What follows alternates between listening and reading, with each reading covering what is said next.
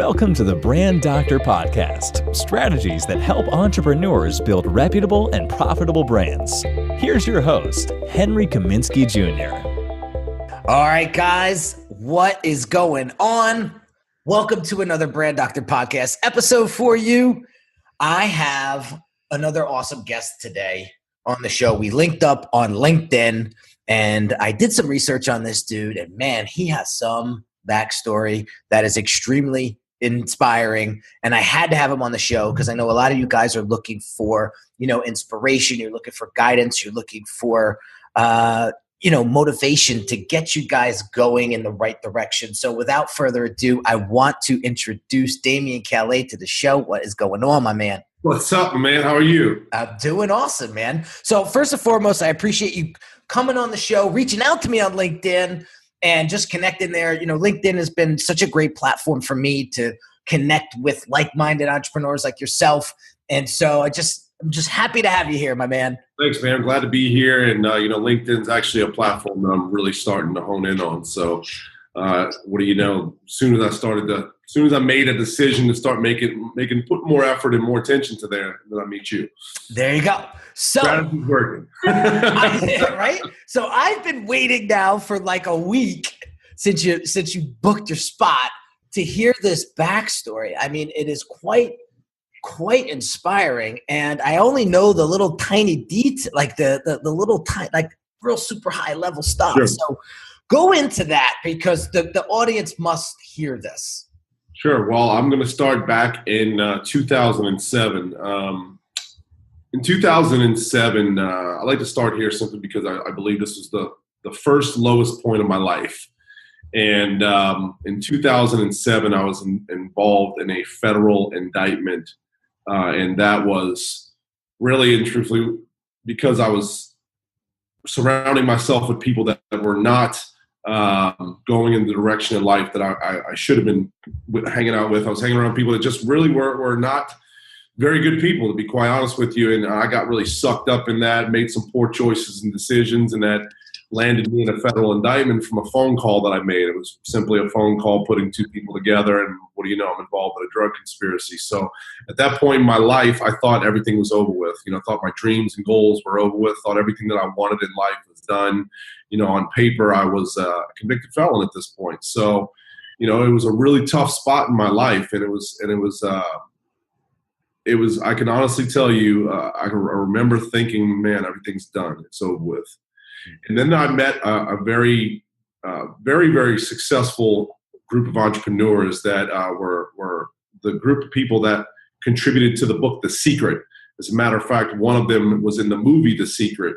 Don Duncan and Laurel Langmeyer, they were peak performance coaches and strategists, and they were contributors to that book. And I had a chance to meet them through the network marketing industry. And really at this point in my life, I didn't really have much belief in myself.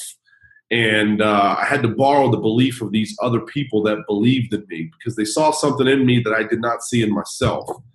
And I just remember, prior to 2007, I was very successful in the mortgage industry and, couldn't go back into that field again.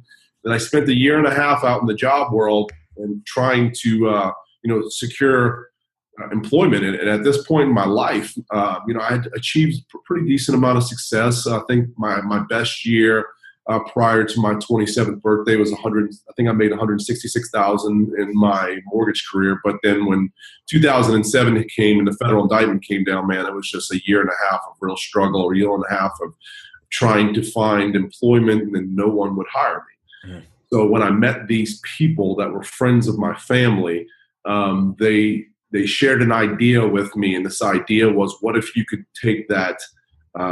What if you could create your own lifestyle? What if you could, really set the bar as high or as low as you wanted to, and not be judged on paper as a felon? And to me, that idea sounded really great. To me, that idea sounded like, I could get power back over my life again, and that I wasn't going to be subject to corporate America judging me based off of one simple wrong decision and wrong phone call that I made. So, I think it all started there, and I'll tell you that for 2 years, I failed miserably at network marketing. I mean, I'm talking about as miserably as possible. And I did everything that you possibly could have done wrong. I didn't have any contacts. I didn't have any credibility. I didn't have just about anything going for me at this point, other than the fact that I had some people that believed in me. And at this point, that's the only thing that got me through those first 2 years, was them reminding me of why I started this business. And, I didn't stay in that company more than 2 years. And, in network marketing, sometimes you got to jump on and find what's the best fit for you is. But I want to fast forward here until 2015. So, I'm doing network marketing, kind of halfway in, kind of halfway out, really enjoying the personal development, seeing minor success.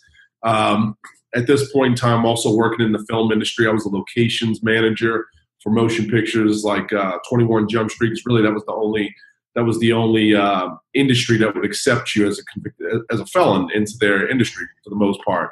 And my stepdad had been doing this for 30-something years, so it was a very easy in. I got in as a laborer initially first. And I was like, I'm not going to do this anymore. So I used my gift of gab and I used my strengths to get me to the position that I wanted to be in.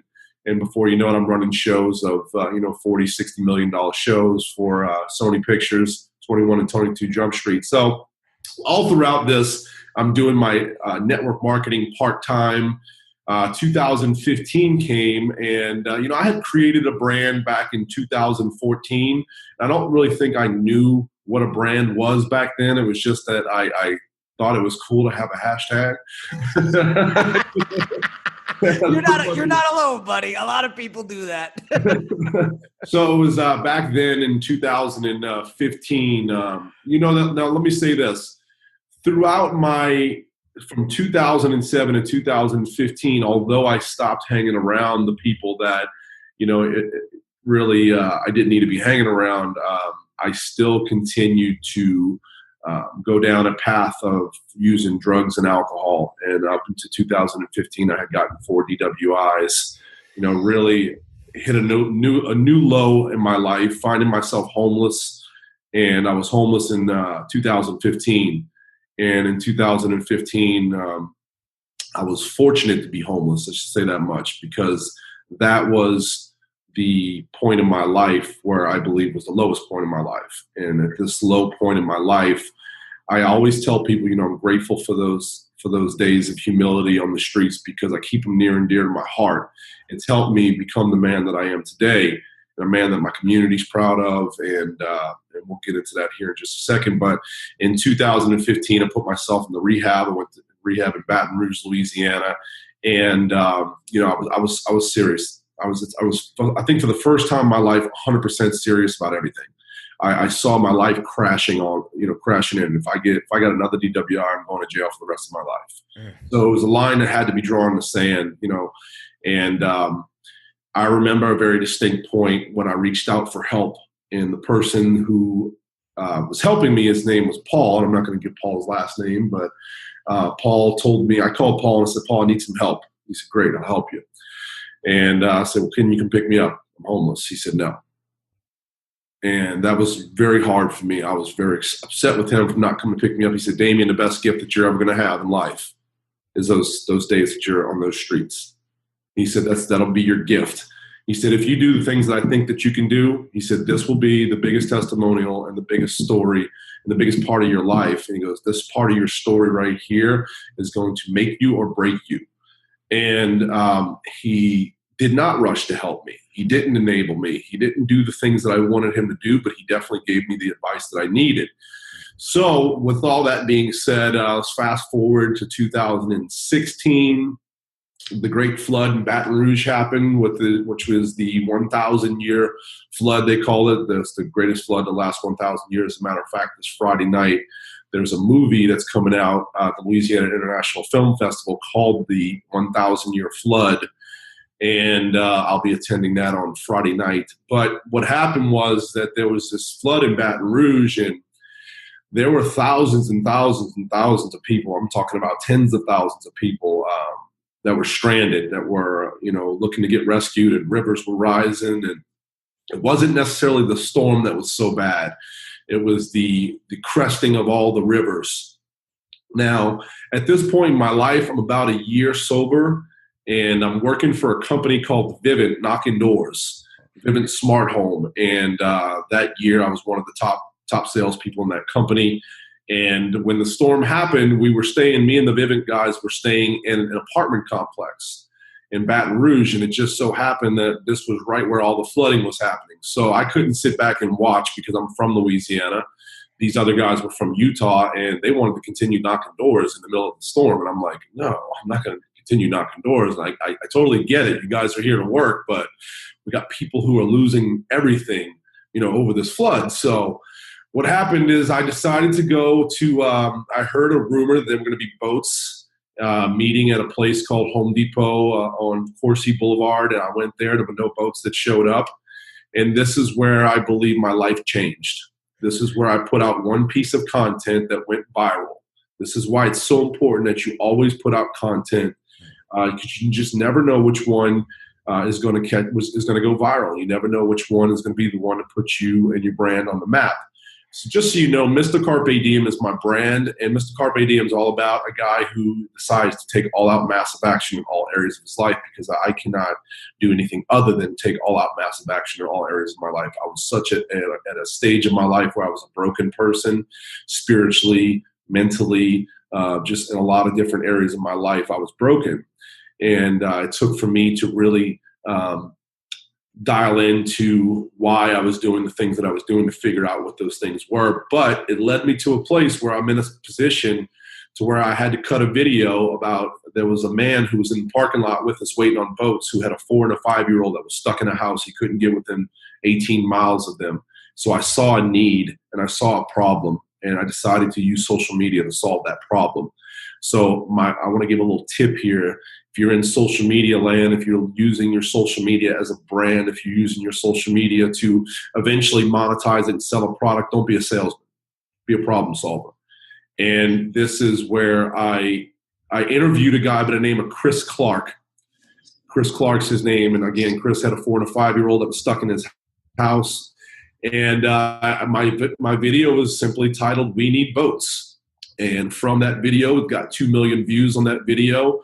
And I didn't even think about this, but I had put my phone number in the video. I knew it would go viral. I didn't know it would go that viral. Right. So we had, a lot of people coming in, calling in, telling us about they're stuck here, or they got family members stuck there, or there's a dire need here. This person's elderly. They're stuck with no medication. And before you know it, there was so much information coming in that I had to reach out to a friend of mine named Keegan, who was in another city, who's also a marketer. And I'm like, Keegan, can you please start a Facebook group for me? I have so much information coming in. I can't handle it. I'm overwhelmed. So that group was started. It was titled the Cajun Navy. And the Cajun Navy is a group that I did not found. I thought that I founded it, as a matter of fact, but I had found out, I thought that I created the name Cajun Navy. We actually thought we did, but we found out that there was another group named the Cajun Navy in Hurricane Katrina. We kind of reignited it, I guess you would say, not knowing that it was previously existing. So we started this group I think within a couple of days, we had 50,000 people in our group. And it was really where we were communicating, where people were, where they were rescued, they needed rescue here, or they needed this there. So we funneled all the information to a Facebook group. And from that Facebook group, we brought in some people that eventually took in applications like Zello and Glimpse. And then that's how we ended up running our organization and running our operations, through social media and through apps. And that's how we were able to find people. Zello is a walkie-talkie app, and Glimpse is a GPS location act. So that way we can keep an eye on all the people in the boats, and we knew exactly where they were at all times. So this was an incredible point in my life, and what happened was, I believe God used me, man. I believe He used me in my ability to tell a story, my ability to give a call to action. The way I do all of my Facebook Live videos have always been that I asked a question, and then I gave my content, and then at the very end there's a call to action. And I believe that was what I did in that video. That video went viral. And from that, our group has been mentioned by and by the way, we also, this past year, we responded to the hurricane down in Houston, Texas with Hurricane Harvey. And because of that, our groups have been, the Cajun Navy has been recognized by President Donald Trump in his State of the Union speech. He also mentioned our group in, it was the Houston Texans when they went to go visit, not the Houston Texans, the Houston Astros. When they visited the White House recently, he also had some members of our Cajun Navy at the White House. I had a chance to meet with Callais and Conway and have dinner with her recently, which is the president's senior aide. So, that's happened, man. And because of that one piece of content, I started into network marketing. Again, I guess it was October 1st of 2016.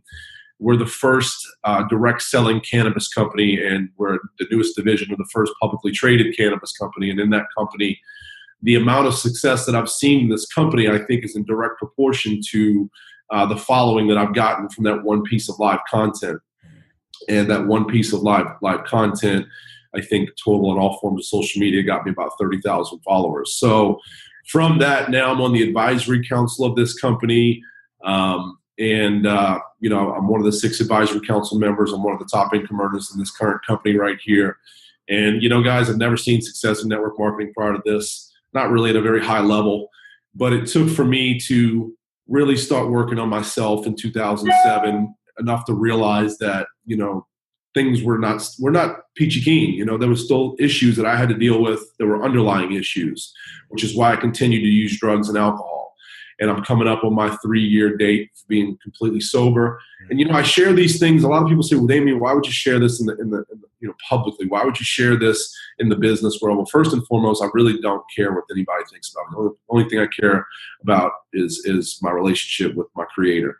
And at the end of the day, that's all that matters to me. I live by a code, and this code is called the power of one. And the power of one means one kind act at a time, one day at a time, one person at a time. Henry, you can change the world. I can change the world. Anybody can change the world if they truly believe they can change the world. And it starts simply with a smile on your face, just with a simple smile. You never know, just with that one smile, whose day you might brighten up, or helping an elderly lady cross the street, or giving a homeless man a few dollars, or stopping and pray. Like a couple of weeks ago, I stopped on Bourbon Street, and I got to share this with you real quick. This is incredible. But last week I stopped down Bourbon Street, and I like to go pray with the broken and lost from time to time. And I ride down Bourbon Street, and there's usually a bunch of broken and lost people on that street. And there was a gentleman that had a sign that said, "Lost, broken, and hungry." And I looked at him, and it looked like he was pretty genuine. And he wasn't trying to scam people out of money. So I stopped and I gave him a 20, and I said, "Hey man, is it okay if I chat with you?" This was a guy that was atheist when I met with him. And then after I met with him, and I shared my story with him, I said a little prayer with him after that, just asking the Lord to wrap his arms around him and show him a sign that he's his child. And what do you know? An hour and a half later, this man's sister saw my post on Facebook from somebody else sharing it. And his sister reached out to me. They thought he was dead, and he's not dead. And so this just happened, man. So this is all about the power of one impact. That's what I wake up with every day. We are a CBD company, and one of the things that I do is I wake up every day and say, who am I going to go bless today with these products? And then I also wake up in the morning, who am I going to go bless with a smile on my face? Who am I going to go bless? Just that's what I look for. Is like, now I look at my life as a blessing. So I want to go out and bless other people with my story, bless them with my positivity, bless them with my smile. And that's what I'm all about, man. That's what the brand Mr. Carpe Diem is about. It's a man who decided to take all out massive action in all areas of his life because I had to. There was no, taking average action, because average action was not going to bring to land me in the position that I'm in today. The position I'm in today is in a really comfortable position, and I'm not comfortable there. Don't get me wrong. I'm not comfortable in that comfortable position. But at the same time, it's got me in a place where I'm truly grateful for everything in my life right now. Grateful for my girlfriend, grateful for my family, grateful for my church, grateful for you, man. I find myself easily in a state of gratitude because, at the end of the day, when you look at what you've come from, as a convicted felon, recovered drug addict and alcoholic, and just somebody who really just cares about making an impact on a daily basis. That's what this is all about, man. And I don't believe that anything that's happened in my life was by chance. I believe I had to go through the things that I went through to get to where I'm at now. Your test becomes your testimony. And I'm gonna share something with you guys, and I believe this is out of the Gary Vaynerchuk book, Crushing It. But it's kind of a lot of validation. I was just telling Henry prior to this that reading Gary Vaynerchuk's book, Crushing It, has been great for me because I really didn't know any of these strategies or anything prior to, but it kind of goes in alignment with what I'm doing, and it really sheds light that I'm doing a lot of the right things. There's obviously a lot of things that I could be doing better, but one of the things that I want to share with people is you don't have to be a success to start sharing your story. See, what I've decided to do is the first video I did was the day I was putting myself in rehab. And I told everybody I had to go public with my goal. I had to go public because I knew if I wouldn't put it public into the public eye, then I had to really do the things that I said that I was going to do. And basically that was my way of holding myself accountable, by going to social media and letting them know, hey, you know what? The brand of Mr. Carpe Diem that I started up to this point, I've been a fraud. I've been telling you guys what to do, yet I haven't done it myself. So that's when I said I'm taking off of social media for 6 months. I'm going to get myself right. You guys are going to see the most amazing comeback story you've ever seen. And I said that the day that I went into rehab. And I said, guys, I'm taking off of social media for 6 months. But when I come back, you'll see a different version of me. And it's going to be a story that everybody's going to want to document. And I'll put them on notice. And that's exactly what's happened. Dude, you said so many amazing things. I'm trying to recap them all. And I'm telling you right now, that's why I had to have you on this show, because God, I got to unpack some of the stuff that you said because it was so powerful. So let me start with the first thing you said. You said, don't be a salesman, be a problem solver. Yeah. And you leverage social media and you solve that problem with all those stranded people. That was number one. And then you weren't afraid to do it. It was almost like instinctual. You were like, these people need help. Yeah, well, I think that I don't think I went there for the publicity. I mean, I know I didn't. I went there because I really wanted to help. And, I saw a need, I saw a problem, and I utilized social media to solve that problem. And we didn't have any boats. We had 30-something people at this location that wanted to go out and help, rescue. So we didn't have boats. And what happened was that I went live on this video, and I'm interviewing Chris. The video is still on my Facebook too, by the way. And I was interviewing Chris Clark, the gentleman who had the 5-year-old stuck in the house. And when that's happening, I'm interviewing him. We saw a guy with a boat right across the street go to the gas station out of the corner of my eye. So I'm telling at the time, my friend Lane was right there. And I'm like, Lane, go get that boat. We saw a man with a boat. We call him our Good Samaritan. His name's Clay. And we hopped on his boat, and that's how it all happened, man. Oh, my God. His boat. So let me go back a second because... So a man with the Cajun Navy, a man that started the Cajun Navy, did not even have a boat. That's ironic. That's ironic. So let me go back a second, because as entrepreneurs, we all find ourselves stuck in mud from time to time.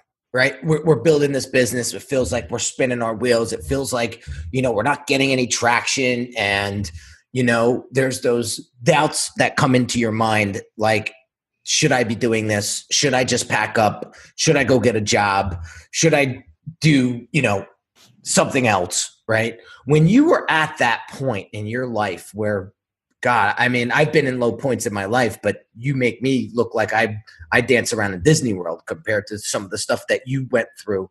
And, what you said that there was a couple people that came and saw you and saw something in you that you didn't see. But I get that, but you still have to believe it, and you still have to do something that triggers something else to get you out of that funk. What was it? So I think it was naivety. I believe that I was naive enough to believe that if other people can do things, so can I. That's always been something that I've ever believed, that if a man can do it, I can do it. I believe that, we're God's highest form of creation. And, if that's the case, then why are we living so beneath our potential? So knowing that you're God's highest form of creation and knowing these things, you just got to weather the storm. and you weather the storm. And I think your greatest success comes just steps beyond your greatest defeat. As a matter of fact, the book Think and Grow Rich talks about that. That's why you got to persevere, because sometimes it seems like your world's crumbling in. It seems like all these terrible things are happening.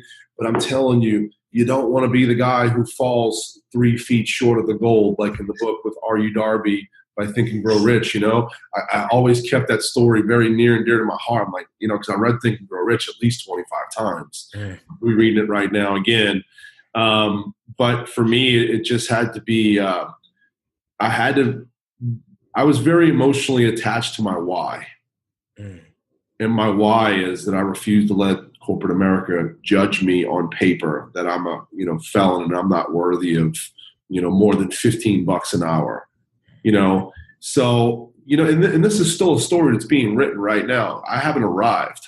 Okay. I'm in a very comfortable place right now, but I'm not comfortable. As I said earlier, I see a lot of things happening. Like I was just, I don't know if you saw recently, but on newsstands across North America, there's a magazine called Prosper. I'm actually featured in that magazine this weekend. I'm speaking as the keynote speaker for the Heroes Tribute for the Louisiana International Film Festival. So a lot of things are coming now from this brand that I've built outside of network marketing. I'm being asked to speak at different occasions, different events, and my ultimate goal, and really before network marketing, even as a child, I remember seeing some of these motivational speakers, and I hate the term motivational speaker. Okay, I don't like that.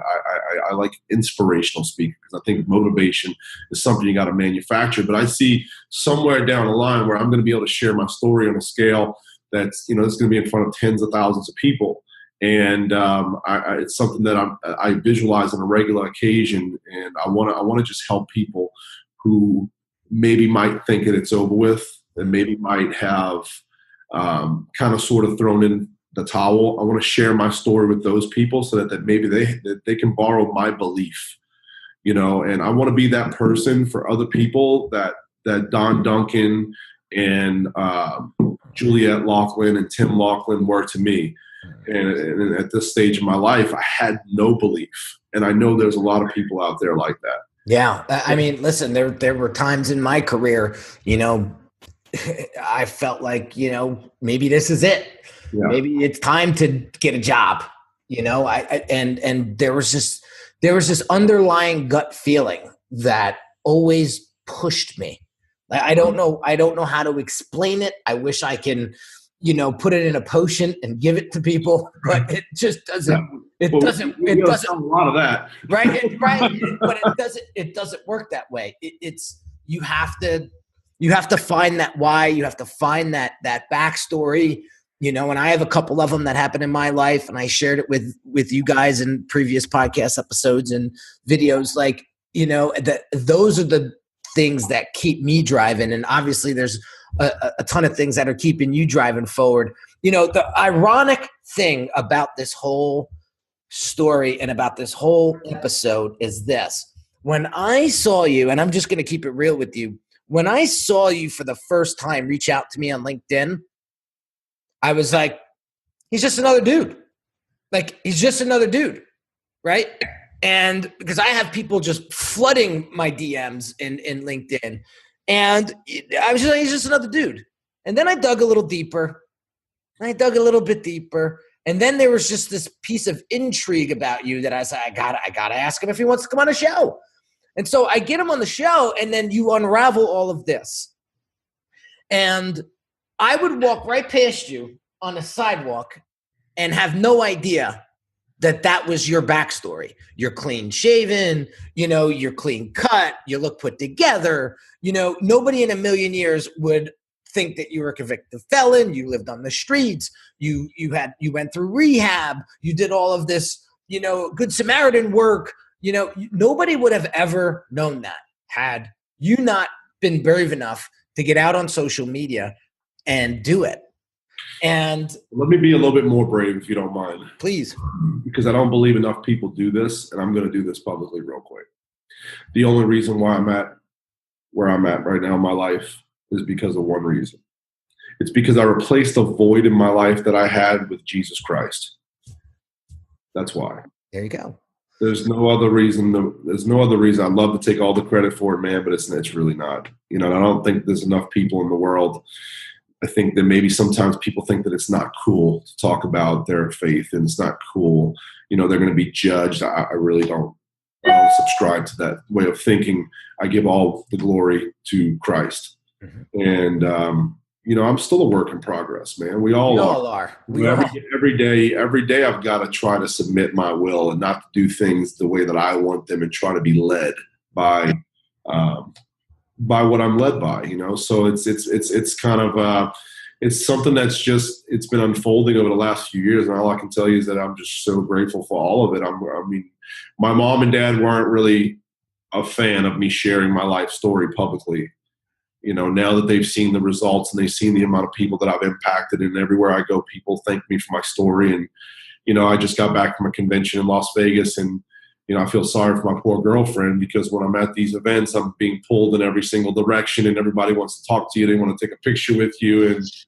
And you know, I don't get me wrong, that feels good, but at the same time, it's just something that I'm so grateful for, man. I embrace the past. Because in Gary Vaynerchuk's book, Crushing It, he talks about documenting your life. Okay, don't wait till you're a success to start building a brand. You can do it right now from wherever you're at in your life. Okay? And whatever you choose to say, you got to realize that social media is your platform. It's your CNN. It's your CNN. It's your Fox News. It's your ESPN. It's your channel in this very crowded world that we have. So one of the tips that I'd like to give people, you know, when building brands is this. It's like, what do you represent? What do you represent, and what story do you want to tell from your social media? And mine's a story of hope. It's a story of somebody who refuses to quit on himself. It's the story of somebody who just, you know, from sheer naivety will just persevere. And just because I know that the only way that I will ever fail is if I quit. You either quit or you succeed. That's it. There's no, I mean, it's really that easy, guys. And it's, you know, you know, I refer to Gary Vee a lot because I relate to the guy so much, but he talks about, you know, we have so many people with a lack of patience nowadays. People are just not very patient people.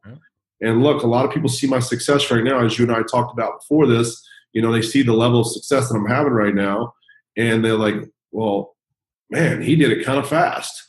Well, they only been knowing me for a year. You know, they haven't seen the 10 years, 11 years of grind, 11 years of failure, 11 years of self-destruction, and which has led up to this point.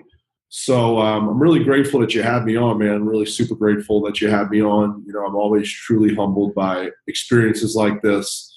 And anytime I get a chance to share my story, if I just impact one person today, it's all that matters. Oh, dude, you did more than that, my friend. I think you impacted more than one person, my friend.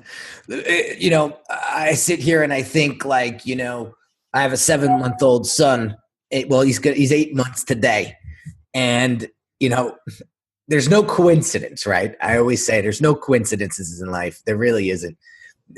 And you know, now you're going to get me all choked up, but like,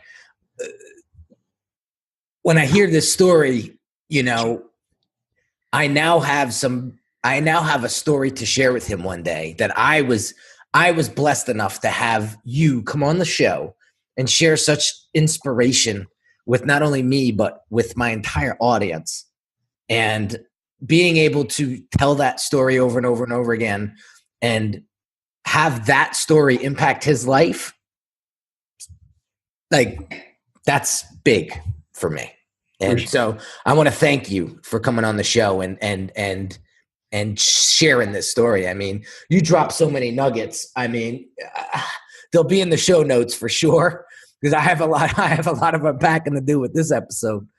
But man, I got to tell you, I can't thank you enough. And you are doing amazing things. You got this dude with the bald head and the tattoos all choked up.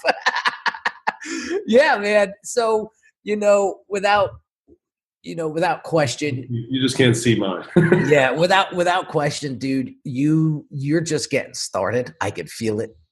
And you are going to do some amazing things in your life that you probably never thought in a million years you'd be doing. And I wish you nothing but the best of luck. And I'll be behind you, supporting you, brother, because we need more people like you in this world. We do. Thanks, man. I really appreciate that. Again, thanks for the opportunity to come here and tell my story. It's just been, let's just say this, I'm truly grateful for the last 11 years of my life. You know, I put my parents through so much. I mean, a lot. And I'm sure that a lot of people can relate to this. And I want to spend the rest of my life, you know, I want to spend the rest of my life giving back to those people that I took away from, making sure they have their son, making sure they have somebody that they can be proud of. And, you know, I took my mom on a cruise this past year, and just to be able to take her on a cruise and, you know, bring her with me and just paying, that might not seem like a lot to a lot of people, but all I've done was take from my parents most of my life. That's it. I felt like the world owed me something. So I held my parents captive over that. So I just want to spend the rest of my life just being a good person, man, and giving back to those people that never, ever, ever, ever gave up on me. And I'm gonna tell you right now, that's something too that I have to say. My parents and my family, a large majority of them, there were some that gave up on me, but those, they won't be present. That's it. That's it. It's just, you know, if you were there with me during my struggle, guess what? You're going to be present. Yeah. If you were rooting me on and you were cheering me on, you will be present. If you were the one that was talking behind my back, hey, you know what? I still love you, but you're just not going to be present.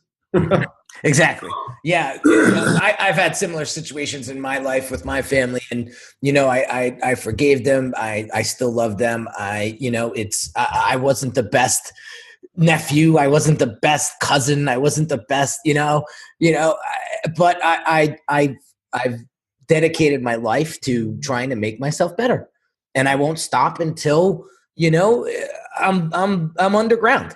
And so you just got to take each day and you got to make the best of it. And you keep cranking. And like you said, you just got to keep going, period. Good. So before we wrap up, let's share your people obviously are going to want to follow you now and really watch you grow. So where can we find you on social media? You can go to Instagram and Twitter, and it's at Damien, Damien Callais, Damien Callais. You can find me just about anywhere on the internet. Just go search the hashtag Mr. Carpe Diem, and that's about it, man. You can go to MrCarpeDiem.com also. Awesome. And if you could drop one line right now before we leave to all those entrepreneurs out there that are just looking for a vision, a path, a go-to one-liner, what would you give them? Well, it's a quote from Martin Luther King Jr., and it's the ultimate measure of a man does not come when he's faced with comfort. You know, it doesn't come from times of comfort. It comes when you're faced with challenging times. I know I'm not saying the quote exactly the way it is, but it's the ultimate measure of a man is not, here it is. The ultimate measure of a man is not where he stands during moments of comfort, but where he stands during times of challenging controversy. That's it. Nothing great comes out of your comfort zone. It just doesn't. So there you have it, guys. Damien Callais, thank you again for being on the show, sharing that inspirational story with us. And we appreciate you having me. You got it, man. So real quick, before we wrap up, guys, hope you got some value out of today's episode. If you haven't subscribed to this podcast yet, please do. If you haven't shared it with a friend or a colleague, I thank you in advance for doing that. And if you could take a quick second and write a written review on iTunes for me if you're liking the podcast and show. I appreciate you and thank you again in advance for doing that. This one was heavy, bro. I'm not gonna lie, guys. This one was a heavy episode for me, and this one's gonna leave a mark. Not that the other ones haven't. I've had amazing guests on the show. Every single guest was amazing, but this one was special, and I hope it touched your hearts like it touched mine. And take it, and I hope it makes you motivated and inspired to build that business and brand that you're looking to do. So awesome, man. Damien's pointing to the picture for those that can't see this, but he's pointing to the picture behind him. It says hustle. It's a verb, and it's the most important word ever. So I'll leave you with that, guys. I'll catch you on the next episode. Talk soon. You've been listening to the Brand Doctor Podcast with Henry Kaminski Jr. To get your appointment with the doctor, visit Brand Audit at www.uniquedesigns.net.